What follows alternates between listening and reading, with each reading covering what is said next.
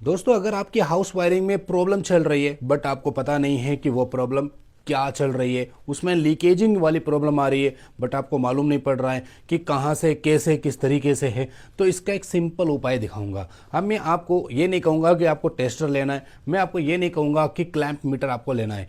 नहीं, सिर्फ एक चीज़ लेनी है, उससे आप फाइंड आउट कर सकते हैं कि लीकेज करंट हमारे घर के अंदर है या नहीं। तो इलेक्ट्रिशियन के लिए सबसे पहला और रिकमेंडेशन ऑप्शन आरसीसीबी होता है।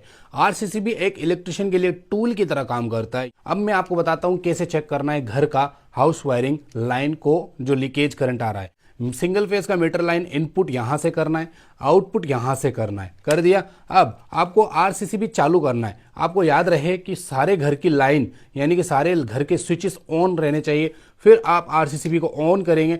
यदि ऑन करने पर यह ट्रिप हो जाता है तो आपके घर के अंदर कोई लीकेज अर्थ प्रॉब्लम है।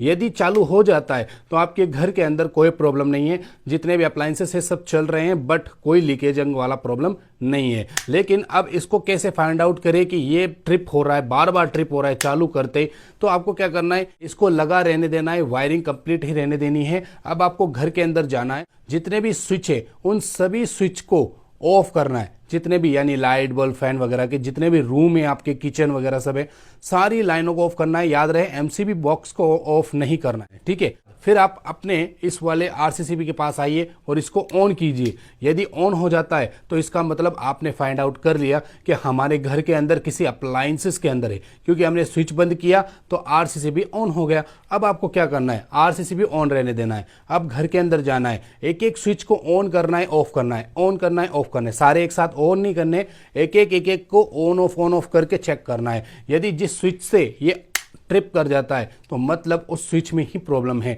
अब देखना है कि उस स्विच में क्या जुड़ा है, पंखा, light, bulb, fan, AC, cooler क्या जुड़ा है। अब यदि उससे पंखा जुड़ा है तो टेस्ट करने के बाद पता चलेगा। तो जैसे ही मैं प्रेस करता हूं बटन, तो वो बटन पता चलता है पंखे का बटन है। अब पंखे से ये आरसीसीबी ट्रिप हो रही थी। अब इसको कैसे सही करें, तो पंखा देखें तो पंखे के अंदर लीकेज करंट आ रहा था, और वह करंट सीधा ही छत के जो फैन बॉक्स होते हैं या सीलिंग होता है, उसकी तार होते हैं, उनके अंदर अर्थ पहुंच रहा था और वह लीकेज क्रिएट कर रहा था, और वह लीकेज की वजह से आरसीसीबी ट्रिप हो रहा था। तो अब यहां पर इस पंखे को निकाल करके रिपेयरिंग करवा करके वापस उस कस्टमर ने इंस्टॉल किया, आरसीसीबी को ऑन किया और घर की सारे लाइटों को ऑन किया, आरसीसीबी ट्रिप नहीं हुआ। तो देखा, छोटी सी चीज से भी आरसीसीबी ट्रिप होता है। तो ये तरीका होता है लीकेज करंट को फाइंड आउट करना। इसको आप अपने बैग के अंदर भी रखना चाहिए और हर कस्टमर को अपने घर में इंस्टॉल भी करवाना